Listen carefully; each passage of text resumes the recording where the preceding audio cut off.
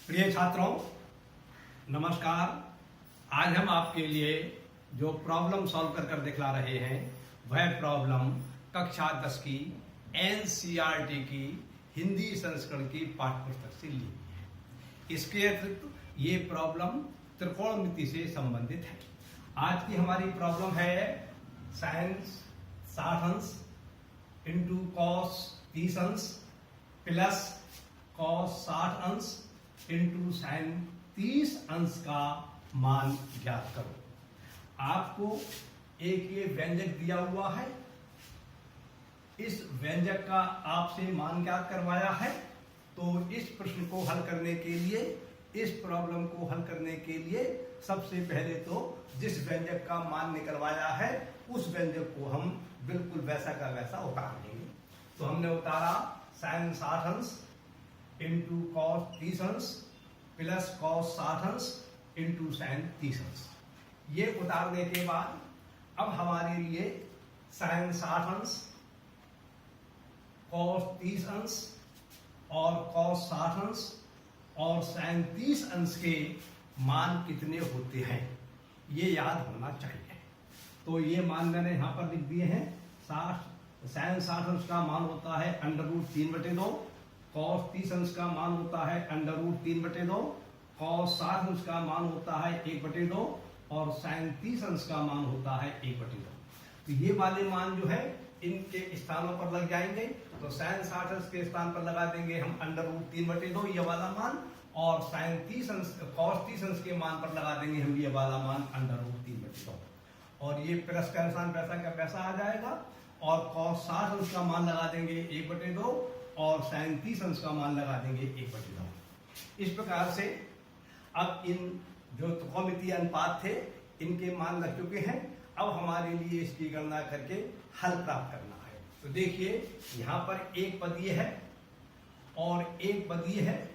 इस पद के अंतर्गत दो भिन्नों की परस्पर गुणा है, और जैसा आप जानते हैं जब भिन्नों की गुणा की जाती है, दो भिन्नों की या तीन भिन्नों की, कितने भी भिन्नों की गुणा करें, दो या दो से अधिक भिन्नों की गुणा की जाती है, तो अंश की जो राशियां होती हैं उनकी परस्पर गुणा कर ली जाती है, और हर की जो राशियां होती हैं उनकी परस्पर गुणा कर ली जाती है।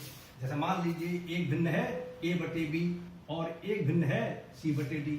हमें इसकी गुणा करनी है तो इसका गुणनफल आएगा, जब इसकी अंश के अंश में गुणा करेंगे तो ac यहाँ प्राप्त हो जाएगा, और b और d की यहाँ पर हर की गुणा करेंगे तो यहाँ पर bd प्राप्त हो जाएगा।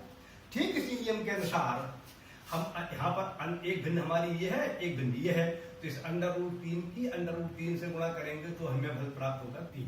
क्योंकि आप जैसा जानते हैं √a और √a की गुणा a होती है, ठीक इसी प्रकार से √3 और √3 की जब गुणा की जाएगी तो 3 प्राप्त होगा।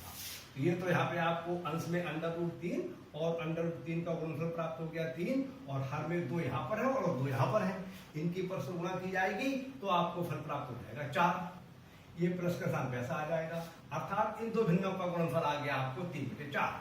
और जब यहाँ पर गुणा करेंगे तो अंश में एक यहाँ पर है और एक यहाँ पर है, इनकी गुणा करेंगे एक एक से गुणा करेंगे 1 आ जाएगा, और हर में 2 यहाँ पर है और 2 यहाँ पर है, इनकी परस्पर गुणा की जाएगी तो 2 और 2 की गुणा करेंगे तो 4 प्राप्त हो जाएगा, अर्थात इन दोनों भिन्नों का गुणनफल हमें प्राप्त हो जाएगा 1/4।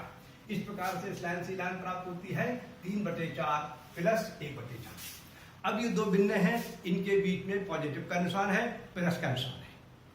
तो जब दो भिन्नों के बीच में या दो से अधिक भिन्नों के बीच में धनात्मक प्लस का या माइनस का चिन्ह होता है, तो उन भिन्नों को सिंप्लीफाई करने के लिए, उन भिन्नों को सरल करने के लिए हमें उन भिन्नों के हर का एलसीएम लेना पड़ता है। तो एक भिन्न ये है 3/4 और एक भिन्न ये है 1/4। इसके भी हर 4 है, इसका भी हर 4 है, तो इनके हर जो 4 और 4 है इनका एलसीएम 4 आएगा, वो यहाँ लिख जाएगा। फिर इस 4 को इस वाले 4 से हम भाग करेंगे तो भागफल प्राप्त होगा 1, उस 1 की इससे मल्टीप्लाई करेंगे तो प्राप्त हो जाएगा 3, फिर इसका चिन्ह आ जाएगा।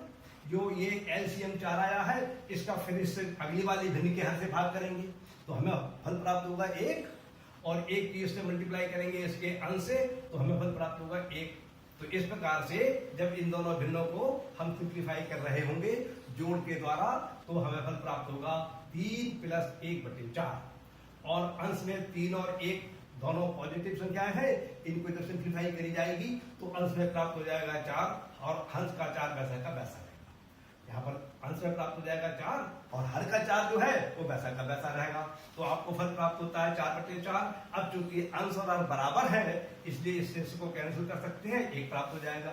आप या ये मानिए अंश वाले 4 को हर वाले 4 से भाग किया गया है तो भागफल 1 प्राप्त होगा आपको और शेष और शून्य प्राप्त होगा। तो इसका मतलब 1 प्राप्त होगा आपको, तो ये यहाँ लिख जाएगा, ये आपका आंसर आ गया। कहने का तात्पर्य यह है कि इस व्यंजक का जो मान है वो 1 के बराबर है, ये आंसर हो गया। आपको इस प्रकार के प्रश्न जो होते हैं या त्रिकोणमिति के अध्ययन करने के लिए, भली प्रकार से अध्ययन करने के लिए आपको जानकारी होना चाहिए कि 0 अंश, 30 अंश, 45 अंश, 60 अंश और 90 अंश के लिए त्रिकोणमितीय अनुपात जो होते हैं उनका मान कितना होता है, ये आपको कंठस्थ होना चाहिए। और इसके कंठस्थ करने के लिए आपको सारणी में देखकर बार बार उसका प्रयोग कीजिए, याद रखने का प्रयास कीजिए, आपको याद हो जाएंगे। जब तक आपको इसके मान भली प्रकार से याद नहीं होंगे और आप एग्जाम में उसके मान निकालते रहेंगे तो निकालने में काफी समय खर्च हो जाएगा और फिर आपका प्रश्न बहुत टाइम लेगा।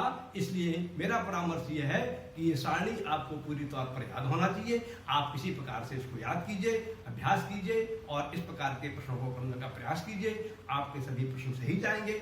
आज का प्रश्न पूरा होता है। नमस्कार, धन्यवाद।